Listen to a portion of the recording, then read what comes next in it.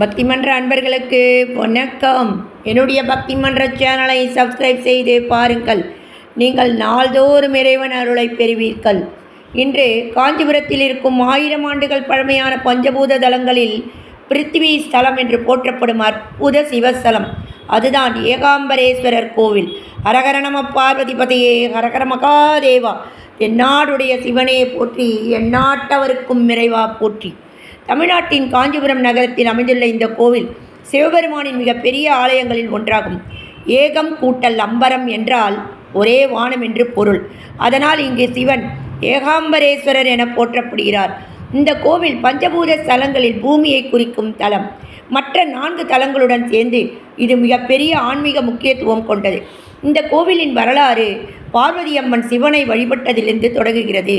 ஒரு நாள் பார்வதி சிவனை பெற வேண்டும் என்ற ஆசை ஏற்பட்டது. அதனால் மண்ணால் லிங்கம் செய்து அதனை அணைத்து கொண்டு தவம் செய்தார். அப்போது கங்கை நீர் வெள்ளமாக வந்தபோதும் அந்த லிங்கம் கரையாமல் இருக்க அம்மன் அதை அணைத்து காத்தார். அம்மனின் பக்தியை கண்டு மகிழ்ந்த சிவன் அவரை திருமணம் செய்து கொண்டார். இந்த நிகழ்வை நினைவு கூற இங்கு மண்லிங்கம் தான் பிரதான மூர்த்தியாக உள்ளது. இது மிகவும் அரிய விஷயம். மேலும் இந்த கோவிலில் 3500 ஆண்டுகள் பழமையானதாக கூறப்படும் மாமரமும் உள்ளது.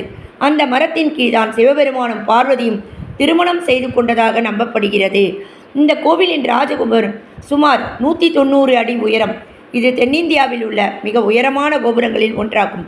பங்குனி மாதத்தில் நடைபெறும் திருவிழா மிகவும் பிரசித்தி பெற்றது. ஆயிரக்கணக்கான பக்தர்கள் கலந்து கொள்கிறார்கள்.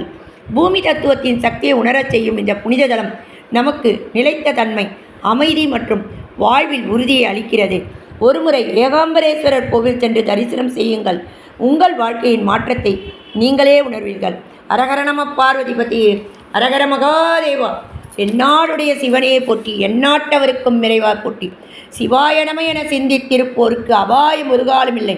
சிவாய நம என சொல்பவர்களுக்கு அபாயம் ஒரு காலம் இல்லை. பெரிய புராணம். உலகலாம் உணர்ந்து ஓதற்கு அரியவன், நிலவிலாய நீர்மலி சோதியன் அம்பலத்தாடுவான், அழகில் சோதியன் அம்பலத்தாடுவான், மலர் சிலம்படி வாழ்த்தி வணங்குவான். கேடும் மாக்கமும் கெட்டு திருவினார், ஓடும் செம்பனும் ஒக்கவே நோக்குவார். கூடும் அன்பினில் கும்பிடவே அன்றி வீடும் வேண்டா விரலின் விளங்கினார்.